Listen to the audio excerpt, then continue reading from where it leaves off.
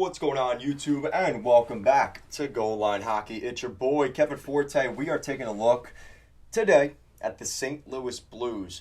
So there wasn't a ton of talk about the St. Louis Blues going into free agency this year, right? They didn't seem like they had a ton of money. It was more about trying to keep guys that were already on the roster, and they did that. But they did make some additions. So we're going to take a look at that. So the first thing is the big news, and that is Robert Thomas signing a massive extension to stay in St. Louis. Robert Thomas signs an 8-year contract, $8 million per season, a massive extension for Robert Thomas. This is one of those deals. Oh, okay, so I have to be quick here. Robert Thomas, it is a little more than that, $8.125 million per year. Always got to have the correct stats up here for you guys. So a little over $8 million per year for Robert Thomas. This is a guy that had a really good season last year, over a point per game, 77 points in 72 games with the Blues last year. Robert Thomas is at the top of his game and is a guy that is going to play a preliminary role in the St. Louis Blues moving forward. He's 23 years old. This contract will take him until he's 32, which is a pretty lengthy extension. Again, you have to consider he's on the final year of his contract still. He's still a year away from what would have been UF or RFA status next summer. So he's still got 9 years left on that deal. Pretty good stuff there for Robert Thomas. I think the Blues really like him as a player. And he's getting a big pay raise. I mean, this is the final year of his deal, getting $2.8 million for this season. He'll be making $6 million more per season for the next decade in St. Louis. Congratulations there to Robert Thomas. But that wasn't it, though. The Blues made more moves than that. They brought back Nick Leddy. Nick Leddy is a guy that is going to develop into a fan favorite, I think, because as an Islander fan, he was a fan favorite with the Islanders. He had a little bit more success on the island. But this just adds more depth to that blue line, right? The Blues are known as a team that has a big defense, but maybe lacks some of that mobility. And that's not the case anymore, right? They brought in Torrey Krug. They have Nick Leddy there. They have guys like Scott Perunovich, Nika Mikola. That's not the case anymore, right? So you have guys to complement the Robert Bortuzos, the Marco Scandellas, the Colton Parekos, right? You've got some guys around them now. And Nick Leddy signs a 4-year deal, $16 million. So that's $4 million per.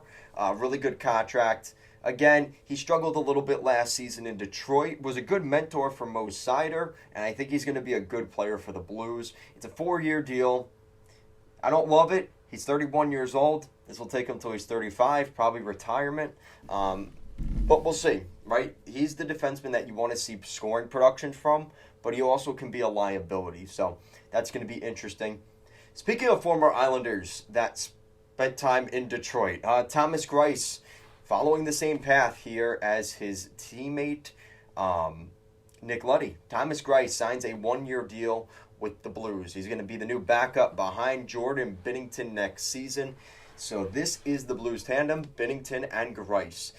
He's 36 years old, so don't expect anything crazy here from Greiss, but he's just a good depth backup goalie. That's what he is, to replace Ville Husso, much cheaper than Husso would have been. I think that's a great pickup. Honestly, there's not much to complain about there. They also brought in on a 1-year deal a very Craig Berube guy, Nola Chari. So Nola Chari most recently was with the Florida Panthers, played with the Boston Bruins. That's really where he got his claim to fame, per se. He was in Boston.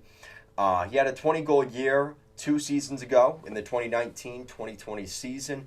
Put up some pretty good numbers. But he's only gotten 3 goals in each of the last 2 seasons. So things have definitely gone down for him. But if he can get some of that scoring touch back playing with the Blues, who have a lot of depth, probably playing with some younger talent there like Barbashev or Toropchenko, potentially even a guy like Kairu Saad, depending on how things work out. Nola Chari is a guy you can move around the lineup as well, right? He's a good penalty killer. So I think the Blues get not necessarily the scoring touch, right? I hope that's not what they got him for. They'll be sorely disappointed. But he's a good guy to kill penalties. Late in the game, you need him to win a big face-off or to get, just dump the puck, whatever. Again, very Craig Berube guy. He's going to fit in well. He's just a good fit for that organization. Honestly, I like the Blues' depth here, right? They didn't go after the big name. They didn't take the big sexy name off the board, but they didn't have to. You don't have to do that every year, and I think the Blues are just fine where they're at right now. I think they're a team that's going to compete for sure in that Central Division as it seems to be getting weaker and weaker and weaker. They just seem to be steady pat, right? And I think that's the best place to be right now. They made the playoffs last year. They ran into a hot team in the Colorado Avalanche who ultimately won the Cup. They gave the best fight, really, other than Tampa, throughout those first four, throughout their playoff run. I think the Avs looking back would say, yeah, give them a little bit of credit. They did take us to 6 games. With that said, though, let me know what you guys think of the St. Louis Blues. Do you think this is an improvement for them? Is it just running out the same thing and trying it again? Let me know what you guys think. Thank you so much for watching, and I'll see you again next time.